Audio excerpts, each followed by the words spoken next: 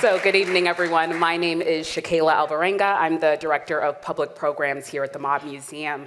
And of course, thank you for joining us tonight and welcome to Trailblazing Women, Shaping Las Vegas's Next Chapter, a celebration of vision and groundbreaking achievement in our city.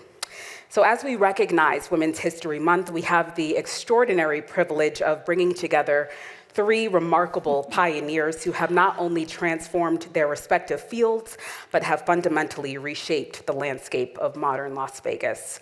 In a city built on bold dreams and reinvention, these women have written their own rules, broken through glass ceilings and carved pathways where none existed before. From the corridors of political power to the dazzling world of entertainment and the competitive arena of professional sports. Our distinguished panelists represent the diverse forces driving Las Vegas forward. The Mob Museum has always been dedicated to preserving the complex history of Las Vegas, and tonight's conversation is a testament to how that history continues to unfold in inspiring new directions. So without further delay, please join me in welcoming our panelists. Sue Kim, a pioneering force in Las Vegas entertainment,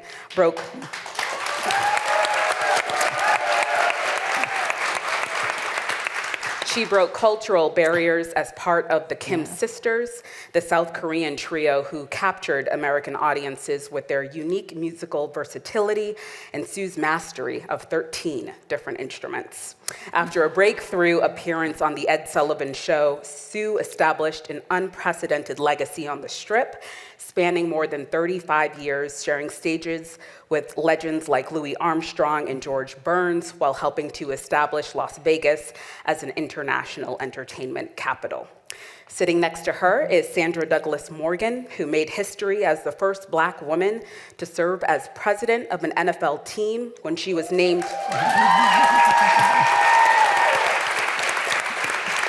Thank you.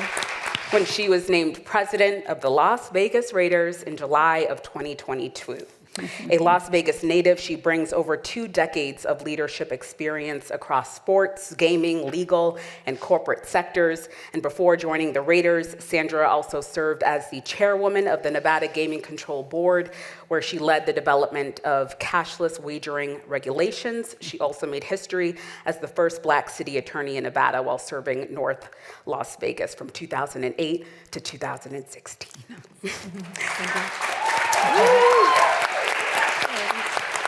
I'm out of breath now, jeez.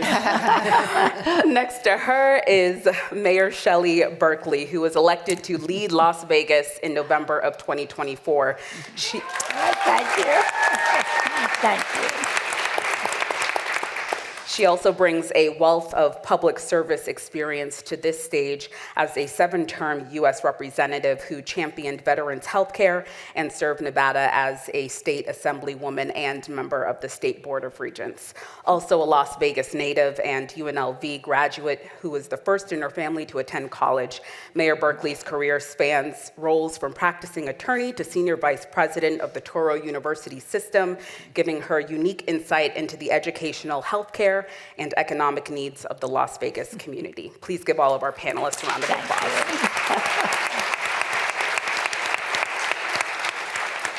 Okay, we're ready to go home now. So we're gonna start tonight with just a short clip and we'll get right into it.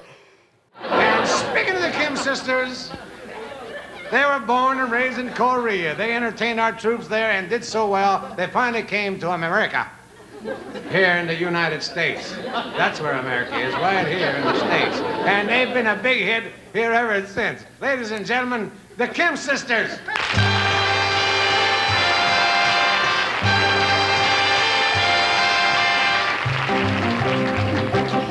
Move over, sun, and give me some sky. Got me some wings, I'm eager to try. I may be unknown, but wait till I blow. You're gonna hear from me.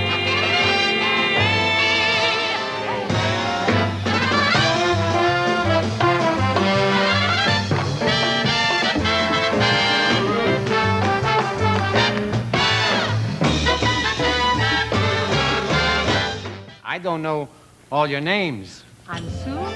I'm Asia. I'm Mia. And I'm Frank. Getting to know you. Yeah? Getting to know all about you. Getting to like you, getting to hope you like me. Wow. Wow. So, Sue Kim, it really is an honor to welcome you to the museum. You were born into a family of, I would say, musical royalty in Korea. How did having a composer father and then a famous singer mother sort of shape your early musical development? Well, after war, Korean War, 1950, we had no choice. And our mother started entertaining for the GI troops. And of course, our father was a symphony orchestra conductor.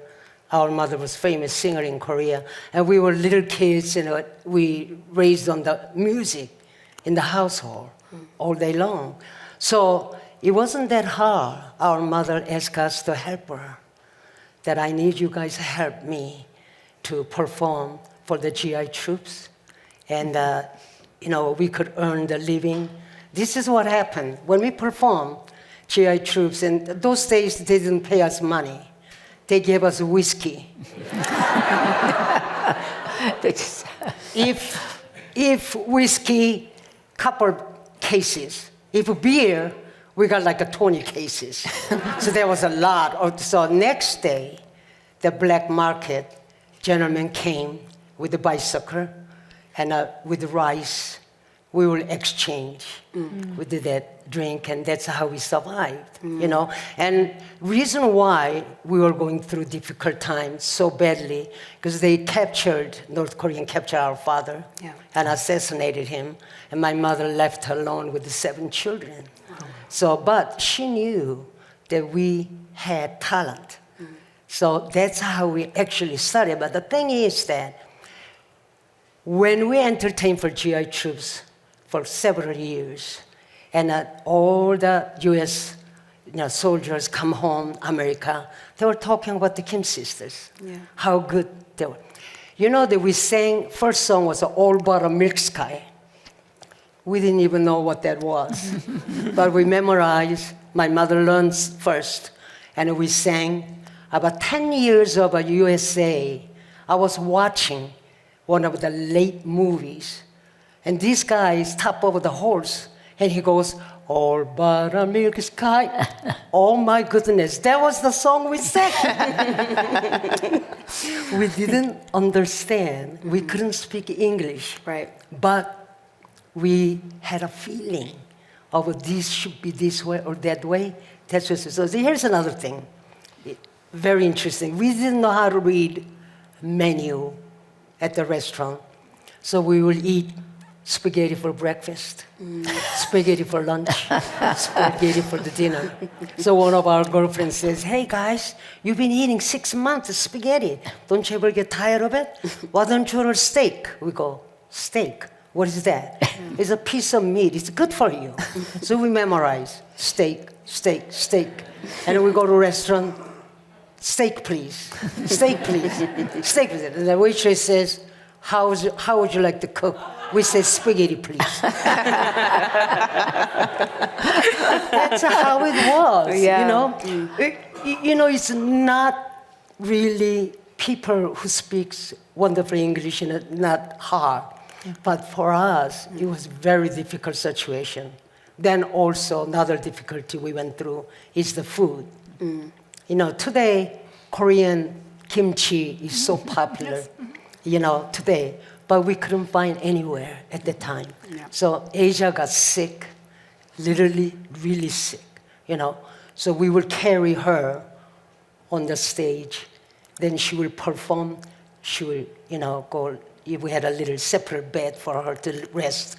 So this kind of a thing. But in Korea, how we came here, and that's what everybody really wants to know, right? Mr. Tomball was looking for Asian egg at the time, and he was doing a producer. He was a producer and an agent, and he was looking for Asian egg, and he heard about the Kim sister, So he came to Korea, and he is the one. There are many, many people wanted to bring us over here, but they couldn't make it happen. But Mr. Turnbull is the one who China Doll Review, Thunderbolt Hotel. I know how many of you remember Thunderbolt Hotel. It's gone, but that's, yes, oh wow. That's where we started. February 3rd, open Thunderbolt Hotel, 1959. Wow. Wow. That's where we started. And we came here with the 4 weeks, option. And Ed Sullivan found us, and rest of them are history. We were on his show 22 times. Oh my goodness. Yes. That's incredible. Incredible.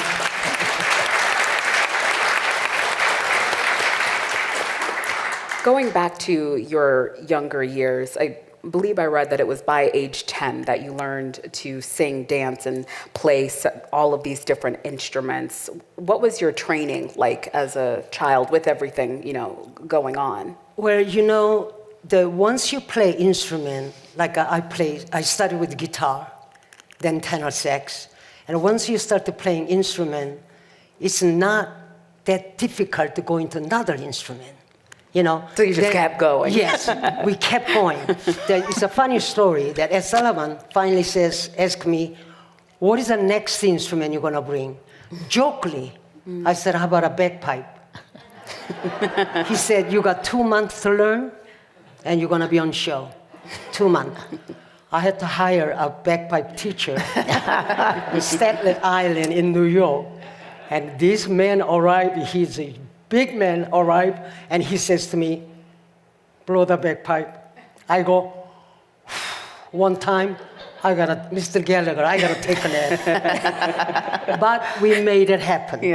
Yeah, we did it. So it is important for us to just sleep, work, rehearse.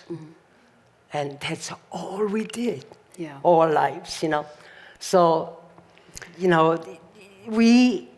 sometimes we got tired of it. We got tired of it just like anything else.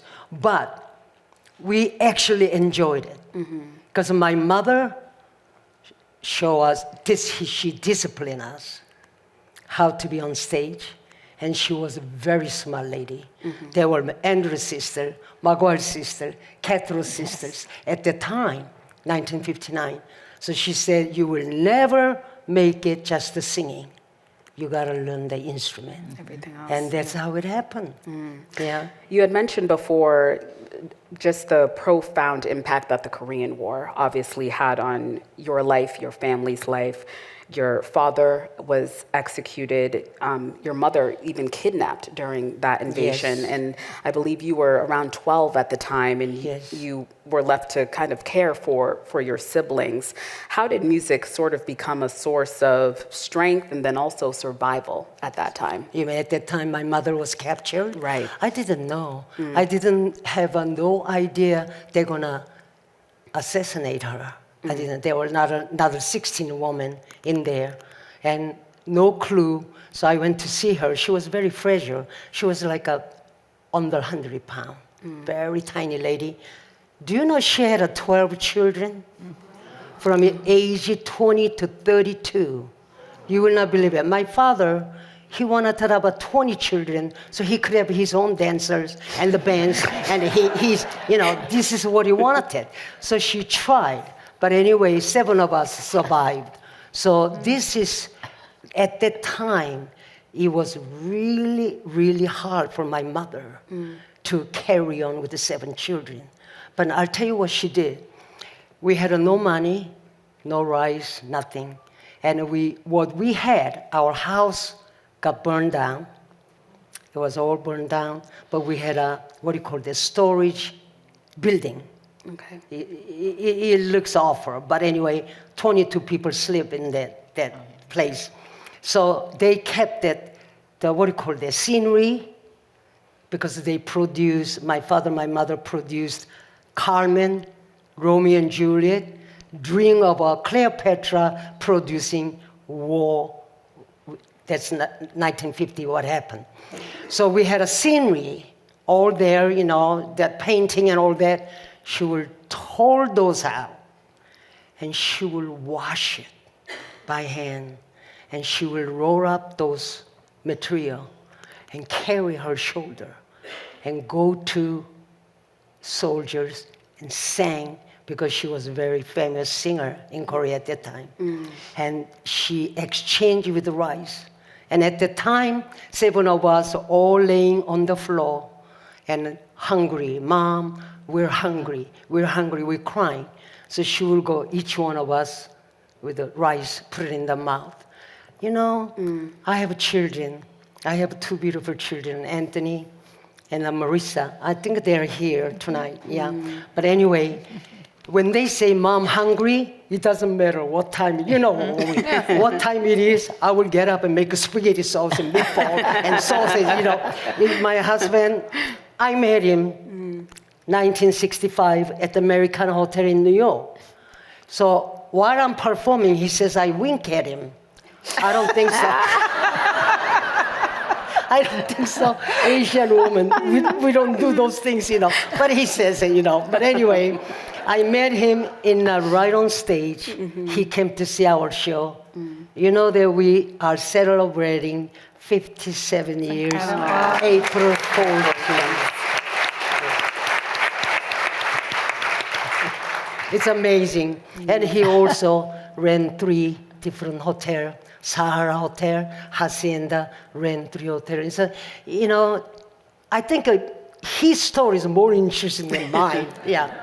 So this is what happened. When I picked on the Americana Hotel before I went stage, I always check the people, how many people we have, So I see gentlemen sitting there, real handsome, really nice looking. So I told my girlfriend, I says, do you see that gentleman? Oh yeah, she goes, I see him. He said, what do you think? She said, I don't know. He could be playboy, or he's a mafia. So I said, what is a mafia? I said, what is a mafia? She go, oh, I saw in the movie.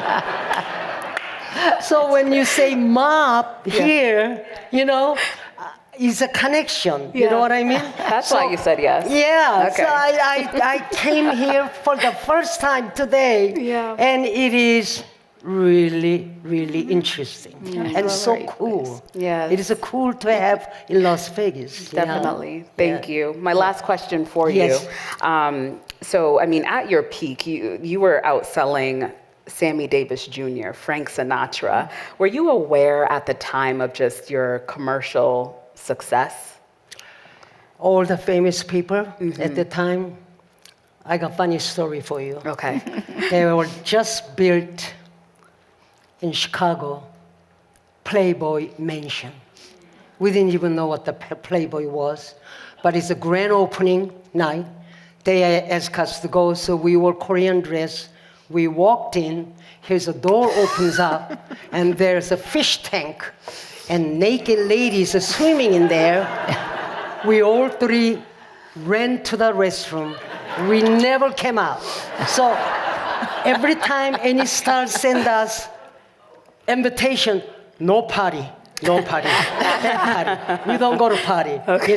Then later on, several years later, we start to learn about how big these people was in America. Yeah. Do you know that I thought it was Ed Sullivan was a car? In Korea, Ed Sullivan, there's an Ethel car comes on TV. So we didn't think Ed Sullivan was a human being. We thought it was a car, you know what I mean? And we didn't have any idea how big this man was. Yeah. We just did it. Well, you put on our stage, all 3 of us, we do our thing. That's what it was those days. Then later on, I realized it, understand everything. Right. Yeah. One more quick question. Yes. I could just sit here and talk to you all night, but it was after nearly 50 years that you retired. What kind of prompted that decision? Decision? What prompted the decision to retire, to leave Retire, the you business? mean? Well, I can't say I'm really retired. I'm still performing in Korea. And, we have 1998, we formed the nonprofit organization Korean American Women Association in town. I'm one of the founders. And these ladies, as a matter of fact, we have several ladies came to see me. What they do is they raise money. They work very, very hard. And president currently is Aja Chambers. And she really driven. And we raise a lot of money. We donation to Shade Tree, the woman batters place. And we donate Metro Police Department. Thousands of dollars every year. So I am really into our organization and try to make it better place for our Las Vegas and give back. You know, Las Vegas audience was so wonderful to us. I will never forget, until I close my eyes. And it's a time for me to give back, and I'll do anything to do that. So I can say I'm really retired. I sang in Korea 2 years ago. You know, that's hitting like 1 million people watching. It's my mother, his song. We were dedicating to our mother. Okay. So retire means, for the entertainers, why they call it retire? No, it's such a wonderful, career. Sure. It really is. Got it. So I never thought about retiring. Okay. Yeah, and I'm gonna be great grandma.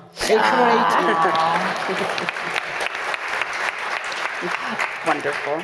Thank you. Yeah. Moving on to, who is this? Sandra Douglas Morgan, another native Las Vegan, grew up in East Las Vegas. Now, Sandra, your Las Vegas roots, we know they run deep. Can you share more, just a little bit about your family, specifically your parents here, and I believe it's your sister featured in the photo. Oh. I was a busy little child, as you can see. I never looked in the camera, but those are my wonderful parents. I grew up probably 10, if not 15 minutes here on the east side. I love that picture. My mother worked from the Horseshoe, Landmark, it's kind of some iconic, I think, Las Vegas, casinos. My father, the reason why we're here is because he retired at Nellis Air Force Base as a Master Sergeant. And I was actually telling some of my incredible colleagues at the Raiders over there, shout out to the Raiders, that, this was a former post office, this place was a former courthouse, and my dad worked for the Postal Service as well. So just incredible, hardworking parents that just always instilled the importance of, education in me and my sister. Very grateful for them. Absolutely. You were also, I believe, class president at El Dorado High School. What was it like just growing up right here in Las Vegas? Yeah, I was one, for those of you that are from here, I went to Del Robeson, El Callahan Junior High School. That's kind of on Hollywood there. And I don't know what got the real student council bug. Probably just because I'm a little bossy, I think. But growing up here, growing up on the east side, it was like my best friends, and some of them I've known since I was 5 years old, had a parent in the military, had a parent that worked in the gaming industry, just based on, I think, where we live. And so that wasn't really uncommon. It was honestly, a lot of my friends had that. And so I didn't know anything else. If I had an aunt or an uncle that came into town from St. Louis, we would go to Circus, right? That's what you kind of do, or you would go to the Strip. But other than that, we would go back to home and, ride bikes until the streetlights went on, and kind of did anything else like I would consider to be a normal childhood. It wasn't until I was a little bit older and I realized, well, why aren't there's slot machines in 7-Elevens. That's not common. That's, common from what I see. Or, the grocery store isn't open any time of night. My mother worked swing shift often. That's sure. Not uncommon, but that's that's part of growing up in Las Vegas. Yeah. What did your parents do? My father was in the Air Force, and my mother did everything from Keno to just various positions in different casinos. Yeah. What inspired you to pursue law after, I think you were initially interested in journalism at the time? What kind of sparked that change? Yeah, my mother is a first generation Korean American. Met my father. They were married here in '74, and at that time, this was obviously pre-internet and everything else. We watched Chani Chung give the news every night, and my mother always said, obviously now that I'm older, I realize, she identified, with her, even though she's my mother's Korean, Connie Chung's Chinese, but it was like, look at this woman. She is the one that's educating the public every single night about the news that's going on, not just in the US, but all over the world. She's poised, she's educated, and people are receiving their information from her. You need to do what she's doing. And as good children, we do what our mother said. So my sister went on, and she actually went into broadcast journalism, ended up kind of pivoting to education. I then, said, okay, I'll do journalism as well, but I took a pre-law political science class in UNR. That's where I went to school at the University of Nevada, and was just really intrigued on the whys, right? Why was our Constitution drafted this way? Why did certain people have rights and certain people didn't? Why did it take so long for women and African Americans to get the right to vote? What kind of prompted all of this? And that's when I decided, I wanted to go to law school. I also wanted to delay working, and it really didn't work. I always worked. I've had a job ever since I was 16. Yeah. Can I say one thing? Yeah. I've seen you on news all the time, and I didn't know what the football was, okay? I remember my husband took me when we were dating, football game, John Namath. Oh, yeah. I didn't even know who he was. But as I'm passing stadium, I saw hot dog over there, I'm a hot dog eater. I love hot dog. So I look at the hot dog, and I said to John, my husband, John, would you give me a hot dog? So he went down to get the hot dog. They had a touchdown while he was down there getting hot dog. Oh, no. So he came up, he was very, very upset. Very, very upset. Now, the football, I used to bet on according to helmet. Which helmet I like, okay? Then my son got a football scholarship at the U of A. Look at that. Yeah, so I learned everything. But it's amazing that you are president. Thank you. Thank you so much. Yes, Thank you so much. Really. Thank you, Sue. I'm so proud. Yeah, thank you. It's a funny story. My husband played for the Vikings and the Cardinals, so, purple and yellow. And, my mother supported him. She was like, yeah, I'll watch. Do they win or not? She really wasn't watching the games. But now at the Raiders, my dad is like, she's yelling at the top of her lungs. And she was like, it's better because the uniforms are so much better and the colors look so much better anyway. I'm like, okay, I'm glad she approved. Yeah. Thank you, Sue. We'll get to that in a minute. But your career, Sandra, it definitely evolved through a lot of diverse leadership roles after, from you were in-house counsel to city attorney to gaming control board chair. Was there kind of a strategic vision that was guiding these transitions, or were you kind of just like, whatever happens, happens? No, I definitely, probably in the middle of, I had a vision of wanting to make a difference, wanting to be a positive influence. Both of my parents, working, I overheard stories of, maybe being passed up for a promotion or someone speaking to my mother in a certain way because they didn't think she understood English, right? So I grew up hearing those stories, and I remember thinking, if I'm ever in a position to influence people, I want to treat people with respect, hold people accountable, but treat them with respect. So that has always been my goal.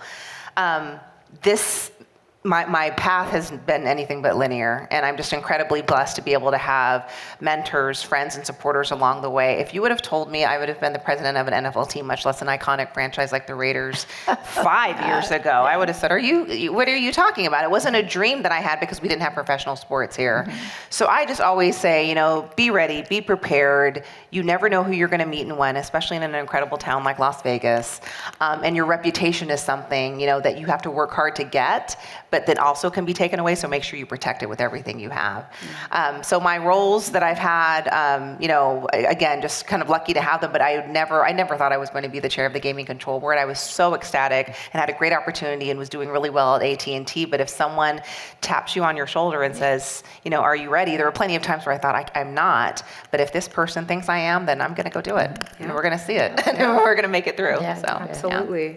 And obviously a huge career highlight. What inspired you to just get up and do it, pursue that role of president of the Raiders? I think a defining moment for me in my career was probably a little over 10 or 12 years ago. It was when I was a city attorney, and Mayor Berkeley is going to just speak to this. When you're responsible, or when people in public service, I should say, this should govern with all people in mind, right? That is regardless of what they look like, regardless of their party. And that time that I had in public service, whether it be at gaming or at the city, I truly was some of the most difficult times because I felt genuinely responsible even for giving advice for the people in the city that we were in or the state that we were in.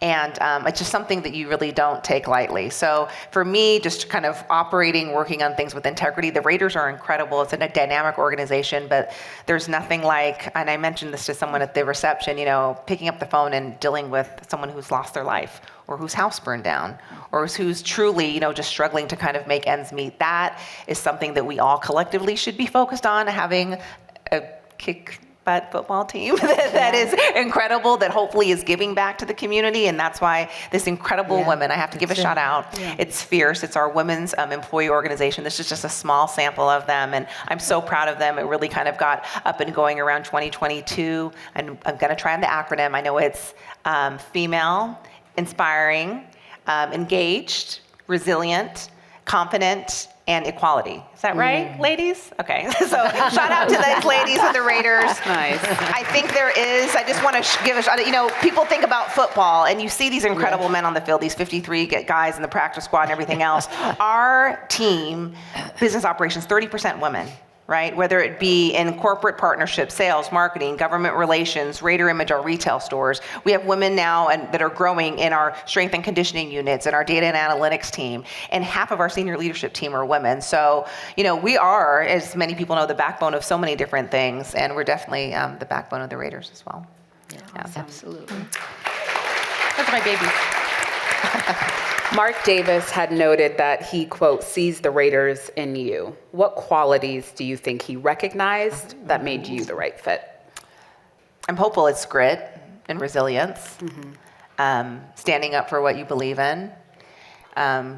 Probably wishes I didn't challenge as much, but I think a little bit of that in him, he appreciates that. I've always said you didn't hire me just to kind of go listen and do everything. You kind of hired me to kind of give you my opinions on things. But I truly think being a Raider is something that it's a mindset.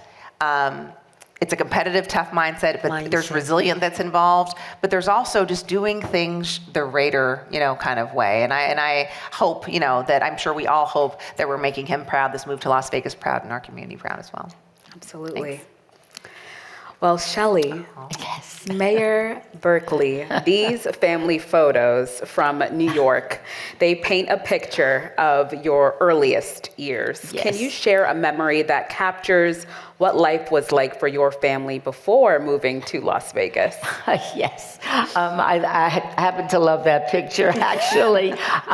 First of all, let me say how honored I am to be here, and in particular with the two women that are on stage, the three women that are on stage with me. One of the things I love about how my life has evolved is I find myself in a position of meeting extraordinary people that I never could have met in any other city, in any other way. So I consider myself very grateful to be up here with you tonight. And thank you. Thank you.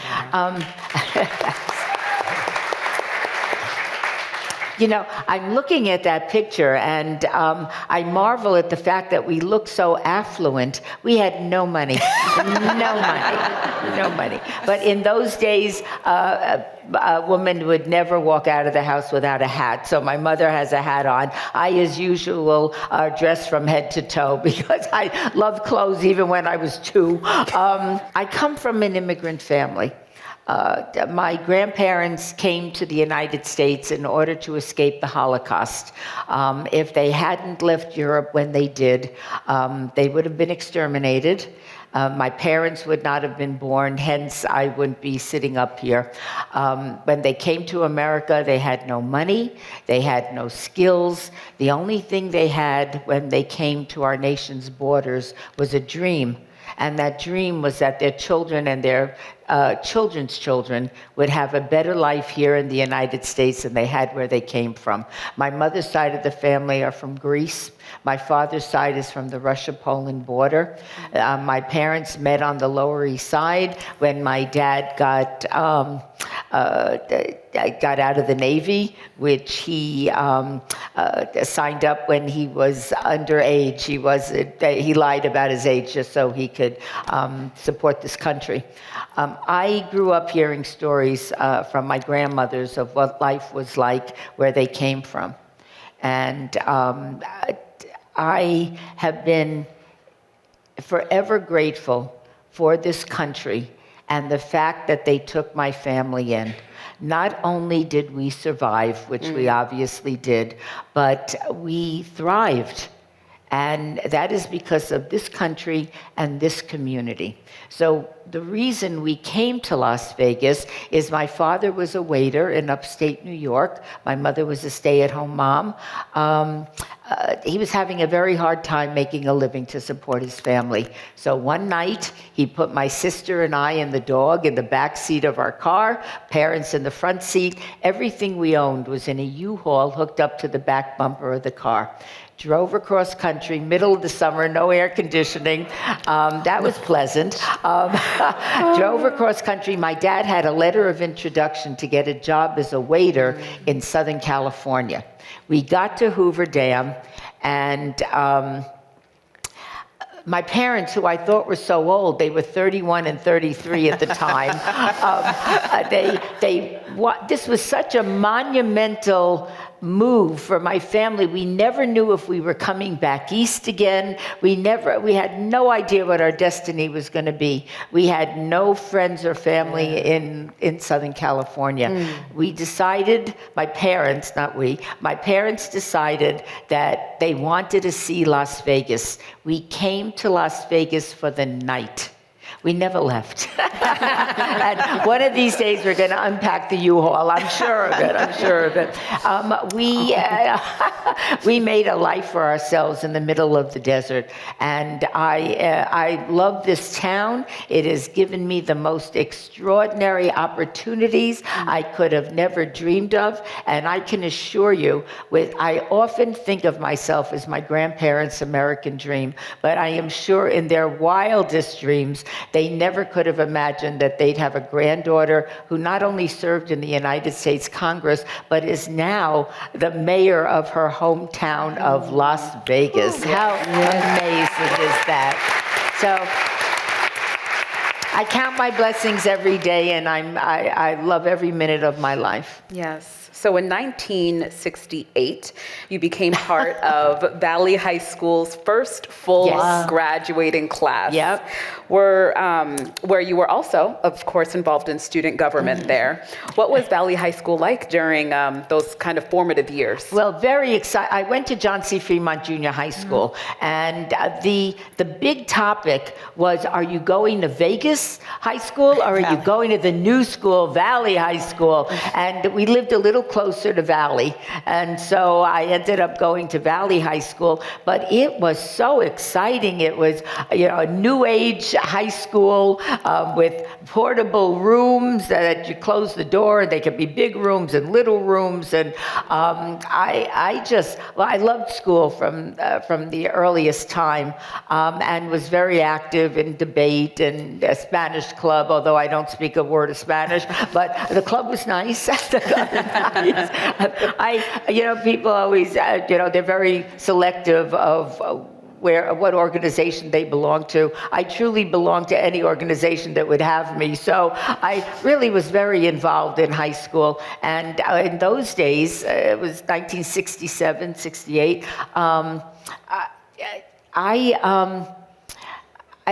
I just didn't recognize that women could be anything other than student body secretary. Mm-hmm. And it wasn't until I got to college that I realized that I could do more than this. But I ran for student body secretary because that's what girls did. We were secretaries. And I loved student government, of course, and was very involved in every club at Valley High School. But that was it. I was student body secretary because that's what girls did. What did it mean to you to be the first, to be a first-generation college student, and why was pursuing higher education important to you? Neither one of my parents graduated high school. They had to go to work in order to support their brothers and sisters and widowed mother. And so in our family, even though neither one of them, I think, went past 9th grade, in our family, it didn't matter if you were pretty or popular. I was both, of course, but that's beside the point.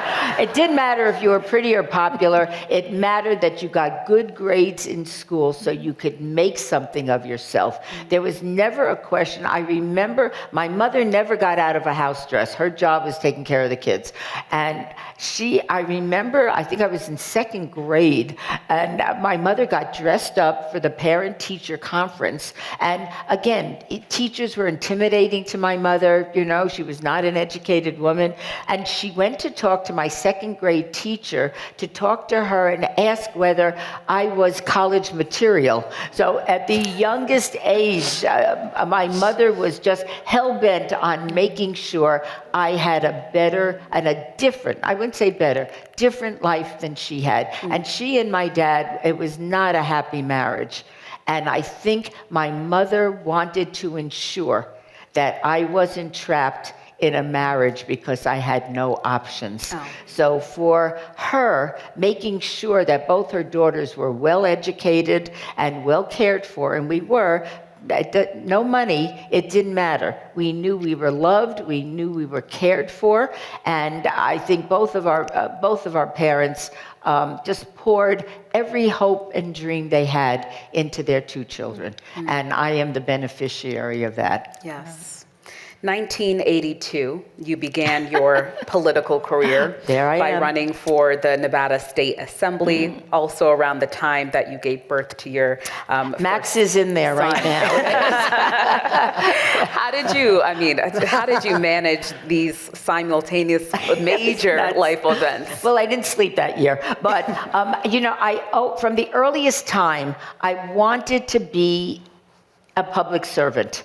I didn't want to be a ballerina. There was nothing else I wanted but to give back to this country by public service. So I knew what my destiny was very early in my life.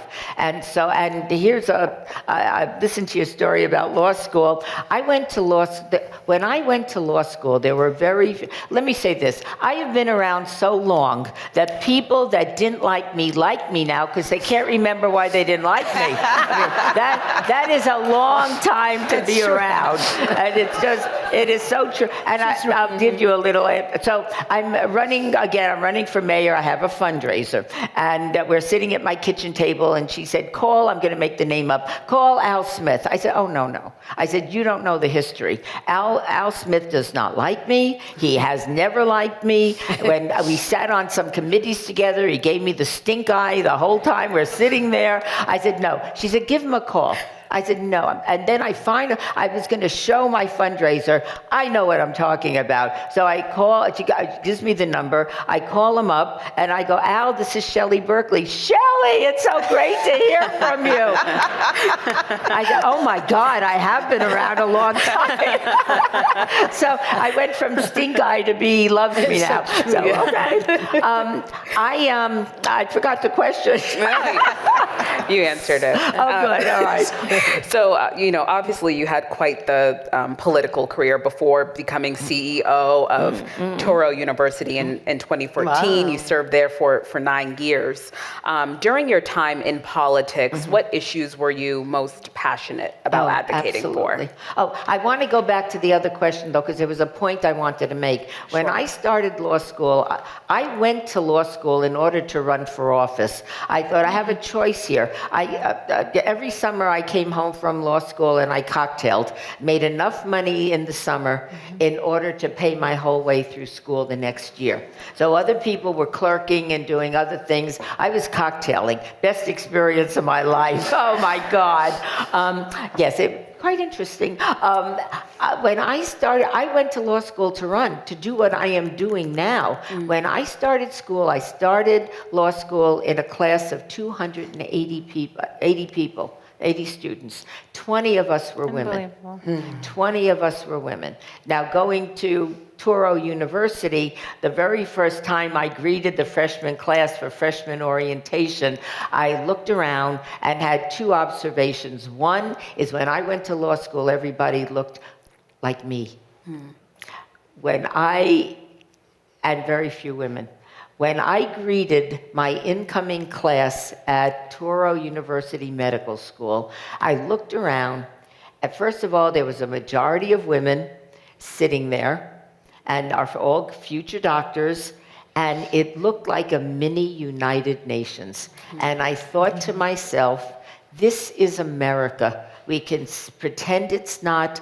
This is America as it should be, and we should be bringing out the best in everyone, because it's good for our country, it's good for our society. And so that was Touro for me. I Yes. loved it. Now,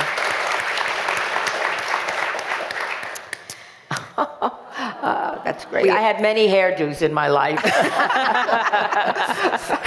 Decide.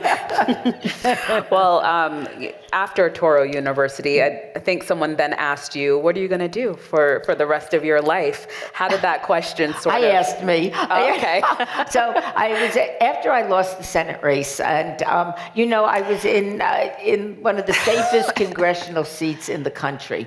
I could have stayed in that seat forever, but there were some compelling reasons why I decided to run for the Senate. And I decided, much as I love public service, if I hadn't done it, and Harry Reid, that's a picture of Harry Reid. Senator Reid advised me not to run. He said, they will not like you in Northern Nevada. He was sure right. And he said, stay where you are. You're on the Ways and Means Committee. You're doing this, you're doing that. You're head of the Transatlantic Dialogue. But I had that hunger.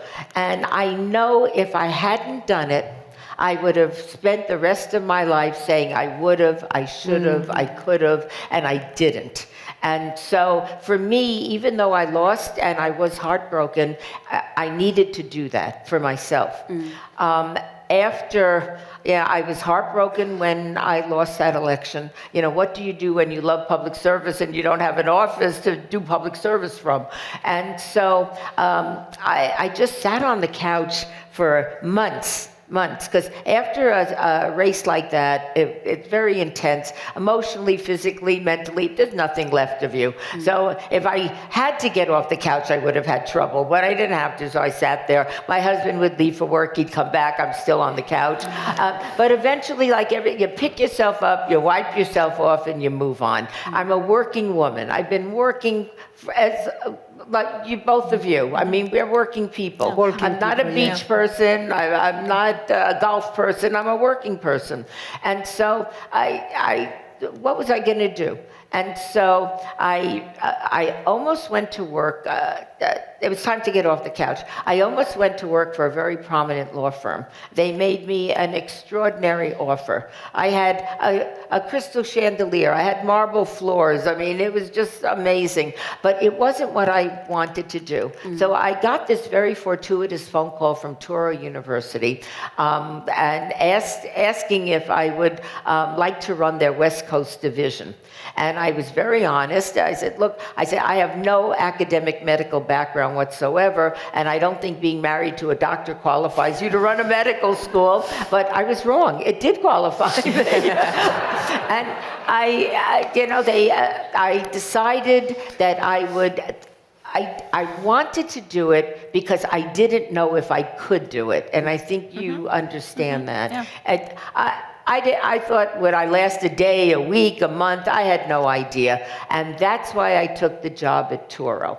After 9.5 years, and we were wildly successful. The school just exploded. I had my last year, there were 4,200 applications for 180 slots in the med school. Wow. It became very competitive. You couldn't get in. People were offering me bribes to get their kids in school. No.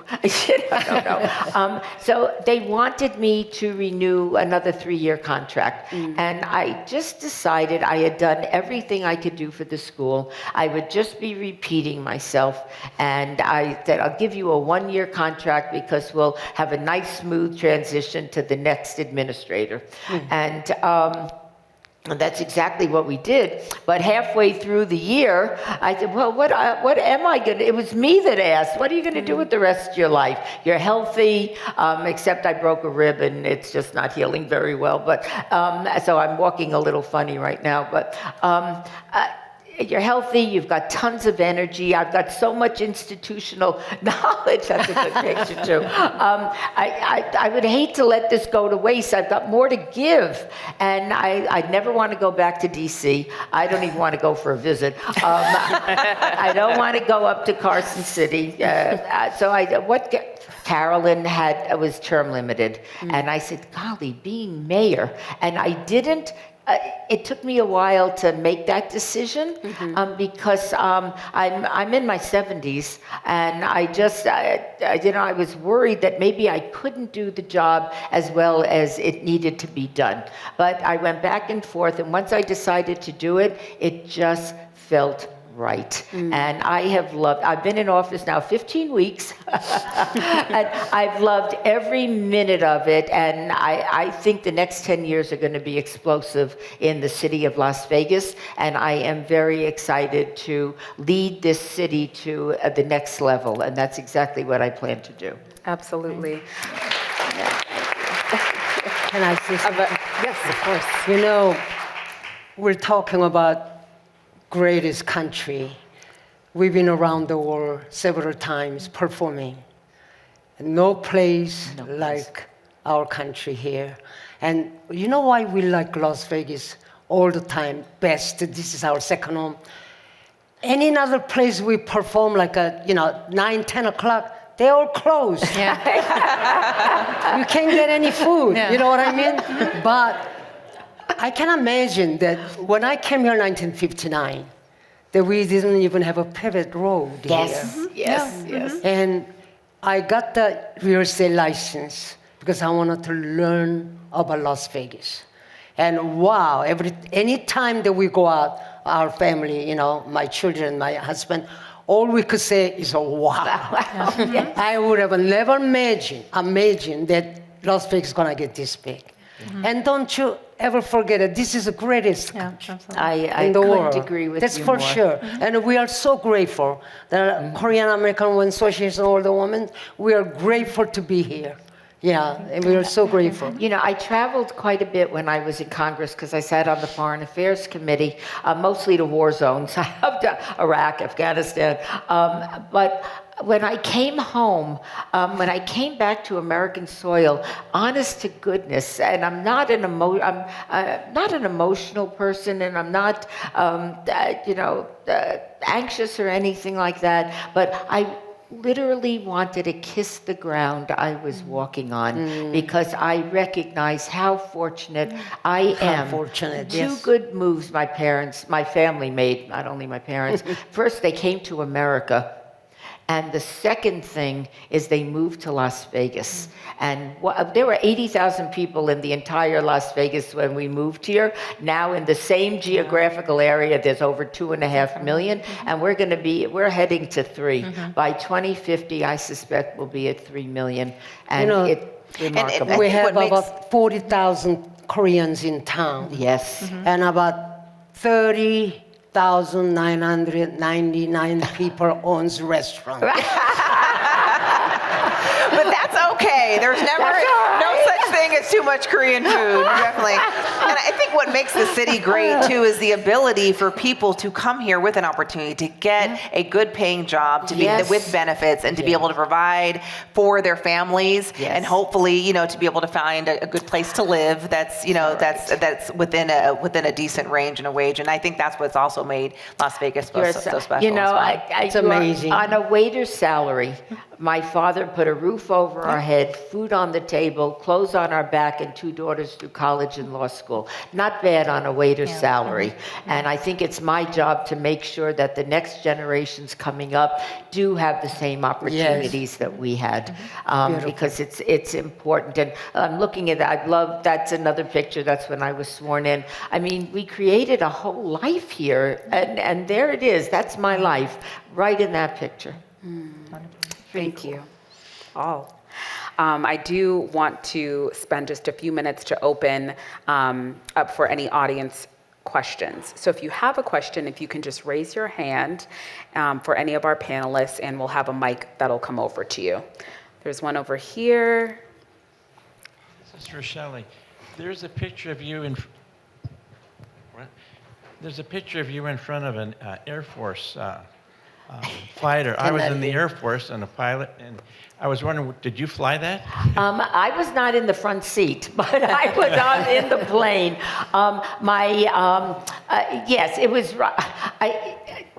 I heard that they would give Congress people, we were able to fly the F-16.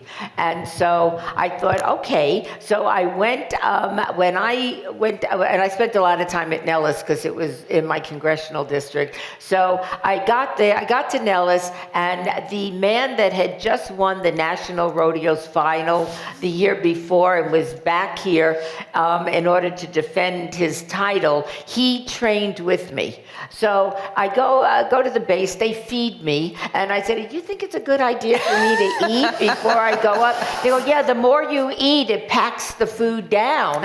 Okay, duh. And so we had about 3 hours of training. You know, if you find yourself over water and the pilot isn't in the plane, this is what, I said, why would the pilot be in the plane? Oh, God. Anyway, so I guess I looked a little apprehensive, and the rodeo guy, he was a champion from the year, but kept patting my knee. Don't worry, little lady, you'll be fine. He was very comforting. So anyway, he goes on his plane, I go on my plane. What they didn't do to me, oh my God, upside down, inside out, a vertical ascent, and they gave me all these throw-up bags. No, I wasn't going to do that. So after about 35 minutes, Pickles, who was my pilot, said to me, how you doing, Congresswoman? I said, I'm okay. He said, you want more? I said, how's the rodeo guy doing? And he said, he went down after 10 minutes. I said, take me down.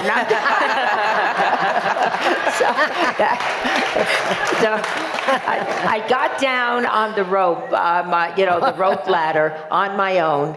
And then I went over to all of the colonel. They were all exchanging money. I said, you never should bet against me. Yeah, that's right.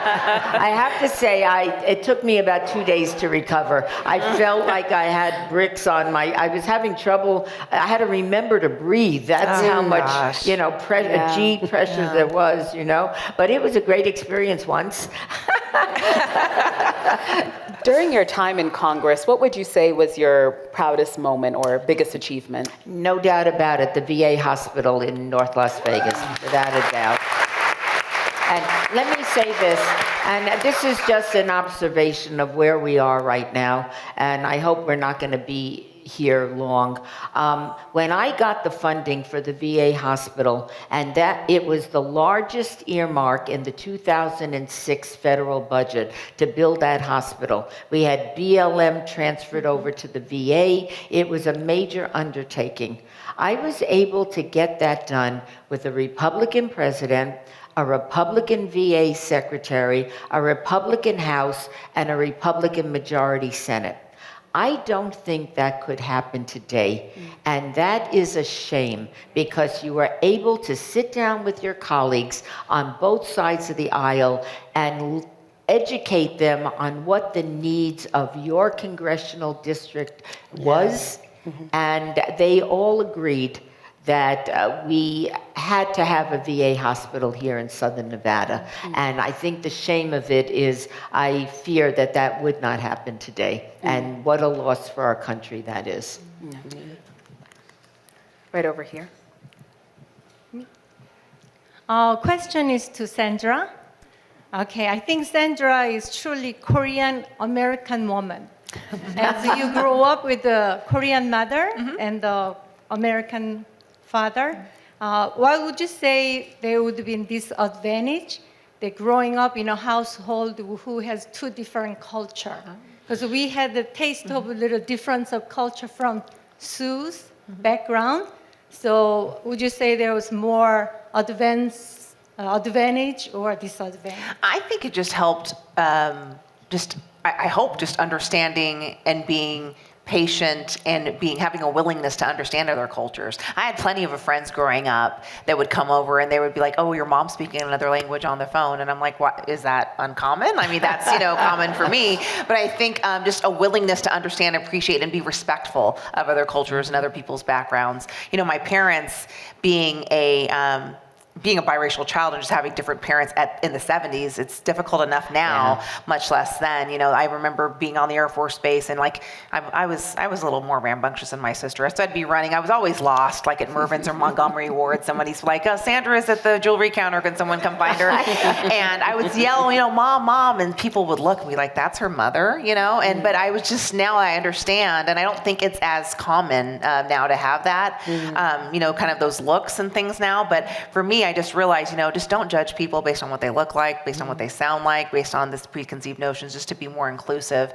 But I do think the area that I grew up in, I had friends that had parents of different backgrounds, and we were able to share that. My husband, my mother-in-law they're Filipino from Hawaii, and I'll never forget when I met my husband. I was 18 when I met him. He met my parents at I was 19, he was probably 21, and he came in and my mother was like, oh, I have kimchi, it smells, and he's like, I love kimchi, and her eyes looked and said, oh, this may be the one, this may be the one, yeah. Well, my husband says, use the kimchi one time only. When he dies, put it in the coffin, he will wake right up. It's a powerful stuff. Yeah. It really is. Yes. But thank you for the question. Right here. First of all, I want to congratulate all three of you for being trailblazing women. I think you deserve a lot of applause. I have the same question for each of you. You each have been extremely successful. And if you were a mentor to the women in this room, and also many of the men, because it's probably the same advice, what would you advise them to do to trailblaze just like you had done? Could we start with you, Mayor Shirley? Of course. If you just do it. I mean, we're here for just X amount of years. If we're lucky, we're in our 80s and 90s, closer to 100 if we could last that long. But that's such a short time in world history. Do what you can do what you believe in, and hold your head up high and keep moving forward. And just let, life is full of wonderful things and not so wonderful things. And you just, if you let the not so wonderful things define who you are as a person, then you're not going to be a very wonderful thing. You couldn't. And so I just believe that you move forward, people say, well, how do you feel about the job? I said, what's your philosophy about public service? I said, just do your damn job. I mean, that's all you do, and enjoy it. Enjoy your life. I understand adversity, believe me, and people have it a lot more difficult than me. And always have. I came from a middle-class family. I never missed a meal. I always had a roof over my head. And I never appreciated till I got much older that made me a distinctive person. Because not everybody has that good fortune of having that being in a family that you knew you were loved, and that made a big, big difference. Just lead your life, enjoy your life, and again, do your damn job, and you'll be just fine. That's my advice to people. Sandra. Sure. I mean, these women have seen so much, traveled the world, and honestly, my struggles or challenges, I don't think are anywhere near what you two have done and been able to do with such grace. So my just advice would be, and I often say, self-doubt can be your own worst enemy. Just to be confident in yourself and to, just trust in yourself and your ability to learn and try new things and inspire others. I have a little Post-it note, and I put it on my desk at work, and I probably did it like a year ago, and it was just because I was having one of those days, and it was a reminder for myself, and I put deal and be happy, and I did a smiley face. It's like, just deal with it, right? Just move on, whatever it is. And the funny thing is, it fell off, and I ended up putting tape on it, and it's still on my monitor today. And it's just a reminder, because if we are all here today, we were able to be mobile enough to be here, to be able to sit for this amount of time, to be able to sit up straight, to be able to have water and fellowship and chat. We do have it better than most. So, let's focus on the positive things. Focus on the things that we have in common with others, and just kind of keep pushing and move on and being true to yourself. That would be my advice. Perfect. No, that when I went to Korea 2 years ago, there's a BTS. Yes. That K-pop. BTS is so popular today. I mean, huge. So they're comparing to the Kim sisters. First group of girl group came out of Korea. We are the K-pop. The first one. Yeah. So now, I don't think so, but they're just doing it themselves anyway. So I cannot say anything. However, they said, if you would give advice to these young people, K-pop, what would you be? And I always said, like you said, you gotta have a confidence, and you have to believe in your goal. Without believing your goal, you will never reach it, And there's always over the rainbow, you'll get there, But you got to have a confidence, like you said. That's the most important thing.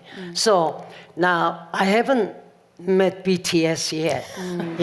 I've seen them all over, the TV and all that. So next time I go to Korea, I definitely gonna have a meeting with them. That's my goal. Honestly, they're such a wonderful group, and they dance well, they move well, It's just a wonderful thing. I always told my husband, if we have more music in the world, young children, they will solve a lot of problems.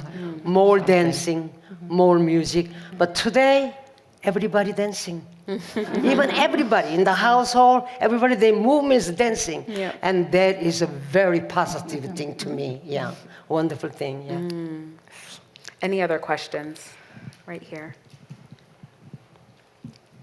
This is for Mayor Berkeley. What are your priorities for Las Vegas, and have they changed since you've been in office these few months? That's a very good question. Actually, when I was campaigning, I said the first thing I was going to do is settle the Badlands. We settled the Badlands, and just a ridiculous amount of money going to the developer, but the city did wrong, and it was time that we admitted it and handled it and moved forward, and that's exactly what we did. It is done, it is settled, it is over. Also, we were going to sell Cashman. We sold Cashman, and I'm very happy about that. We're going to have a beautiful housing development in an area that is going to be reinvigorated, revitalized. It is not affordable housing, it's workforce housing. It's for police officers and teachers and solid middle-income people in that neighborhood, which is only going to enhance downtown Las Vegas. So that was a very important sale for the city. We also needed the money to help satisfy the judgment with the developer. So that had a component in it also. There's a tremendous challenge in this community with bad humans that treat their four-legged pets very poorly.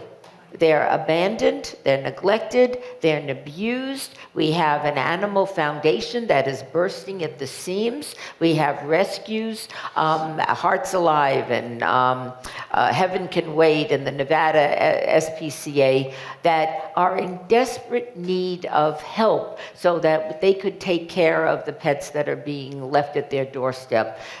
So I vowed that I would do everything I can to raise the consciousness, really concentrate on spaying and neutering and microchipping animals, so that if they are left, we could find the owner and reunite them if the owner wanted to be reunited. So I have spent a good deal of time meeting with the rescues, bringing the other municipalities in. There's been a little friction between the municipalities for a very long time.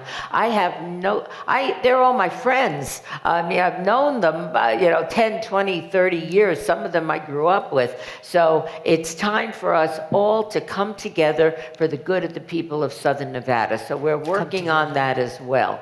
But that has to do with the animals because I put together this committee of all the rescues and a representative from each one of the municipalities in the county. And we are meeting on a regular basis. I have promised the rescues I was going to find, a city is broke. I never dreamed I'd be inheriting a city with no money, but I did. I am getting money for the rescues so that they can spay and neuter not only strays, but people can't afford it. If you're having trouble making the rent, you may really want to spay and neuter your dog or cat, but you can't afford it. The city is going to make sure if you want to do that, we're going to ensure that you have the resources to do it. So that's another. The next thing I'm working on starting in the summer is the homeless situation. It is out of control.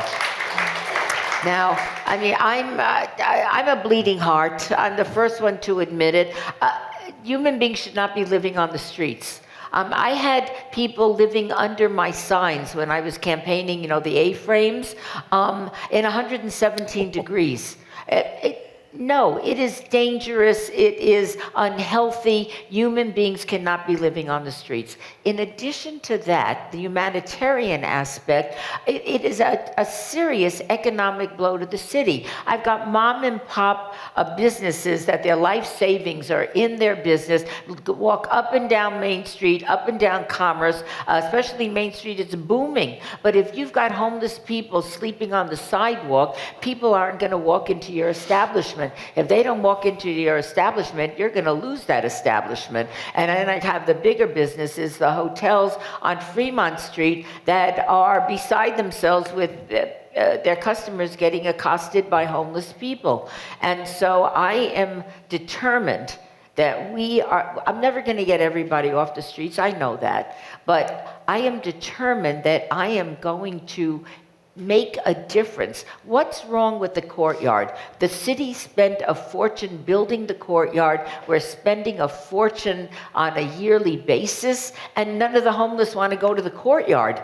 So it occurs to me that something is not quite right, and we have to figure out what this is, provide mental health therapy, addiction therapy. If you're not addicted before you get on the streets, I guarantee within a month you're going to be an addict. And so those are issues, and job training. We need people to become self-sustaining so they can take care of themselves and take care of their families and get off the streets. And I'm going to do everything I can to help people get off off the streets, but that is a major issue for the city of Las Vegas.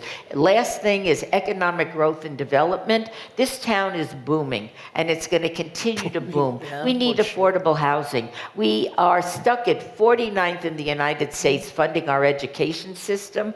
Now, we want to attract diverse businesses so we're not 100% dependent on the gaming industry, which I love, by the way, but I also believe in diversifying the economy. We better improve our education system because people are not going to come here if our education system is substandard. And the last part of that is healthcare. We are 2,000 doctors short of the number of doctors we need to provide for the citizens of the state of Nevada, and it's it's acute all over. I shouldn't say particularly acute in southern Nevada. We have to work on that so we could attract doctors and keep them here. And mostly UNR is graduating 60 future doctors a year. UNLV is graduating 60 future doctors a year, going to go up to 120 eventually.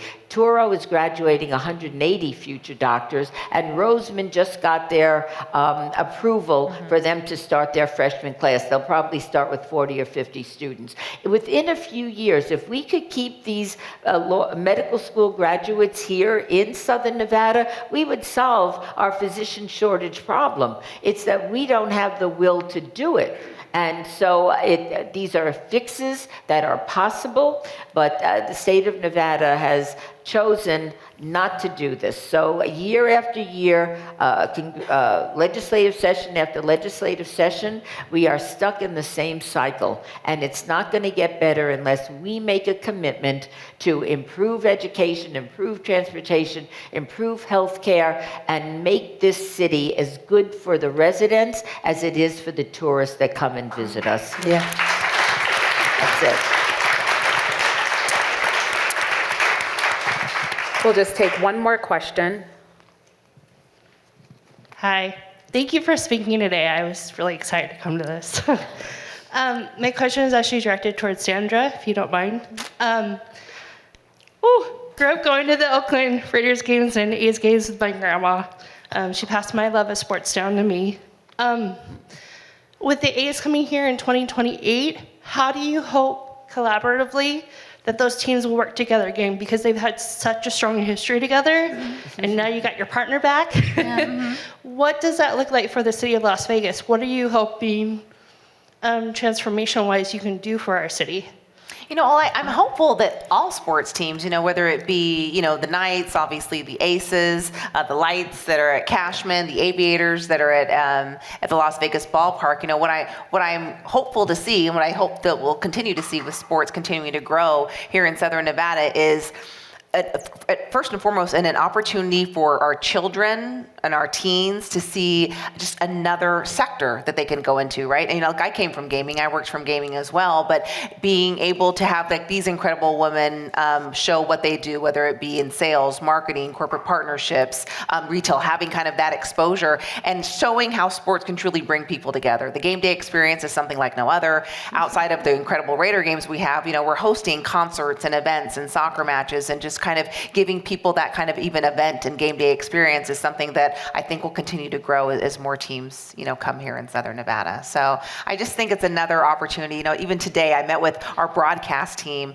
and yesterday with our social team, and showing the interns or the people that they're even hiring initially on a part-time level. They're like, oh no, they're UNLV students part-time, full-time, but they're working here part-time. And it made me so proud just to know that we're truly attracting homegrown talent that's here at UNLV. So I think that'll continue to grow as the sports industry grows here in Las Vegas. That's great.